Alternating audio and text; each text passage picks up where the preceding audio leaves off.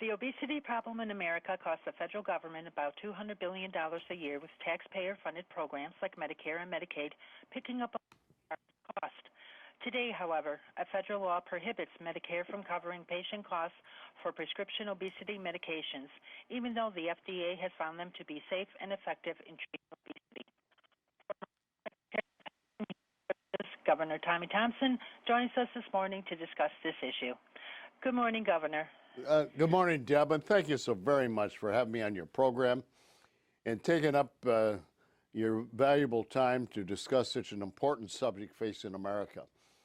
The problem is that 13 years ago, when we passed the Medicare Modernization Act in this country to help seniors cover their medicines by Part D of the Social Security Act, we had a provision that was written in by several members of Congress that didn't want to cover obesity drugs.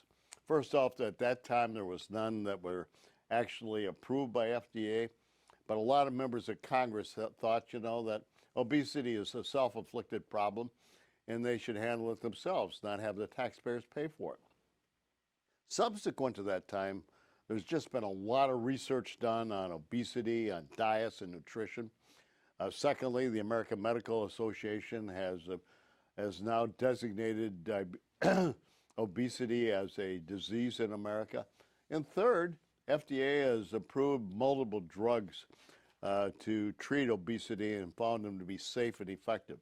So all of those now have changed the landscape considerably. And the importance now is to change that law and do it by passing the Treat and Reduce Obesity Act in America. Governor, a survey was recently done on this issue. What do the results show? It shows that 87% of Americans believe that obesity is a problem in their state. 69% of Americans now support Medicare coverage.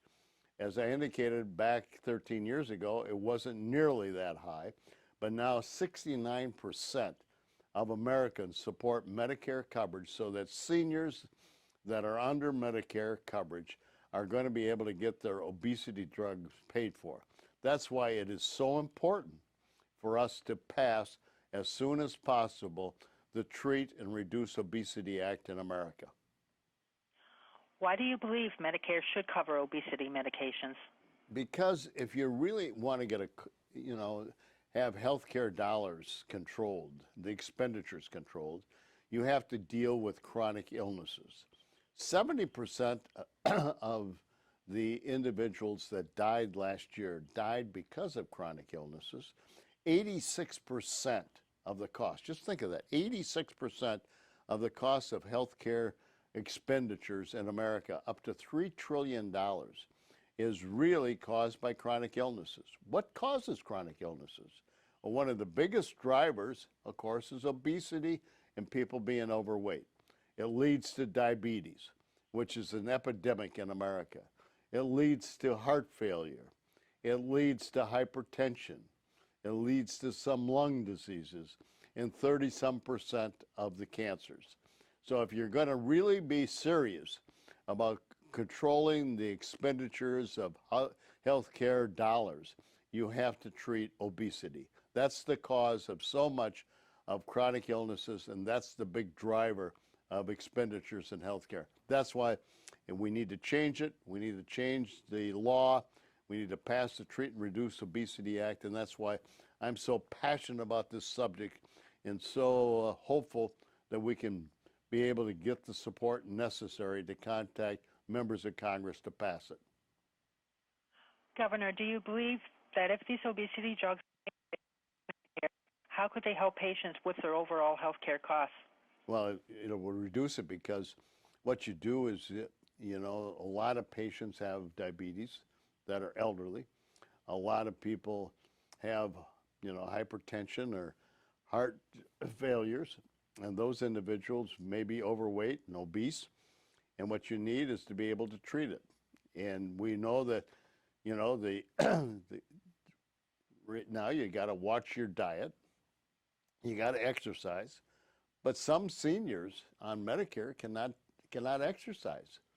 And therefore, the only help they can get is to get these drugs and to have these drugs. But so many seniors are so poor, they can't afford them. So if you really want to improve the quality of health of seniors in America, we got to pass the Treat and Reduce Obesity Act so those drugs can be covered. And if we improve the quality of health of seniors that are poor and on Medicare, you're going to improve also their quality of life. So that's why it's so important to be able to pass the Treat and Reduce Obesity Act. Governor, are you optimistic Congress will act on this issue? Yeah, I am, because it's Congress is criticized for being broken, but here we have a proposal that is supported by 125 members in the House of Representatives, led by a Republican, Eric Paulson from the state of Minnesota. We have 11 United States senators led by a Democrat from the state of Delaware, Tom Carper. So you got a Democrat and a Republican supporting the change, and 136 members of Congress have signed on.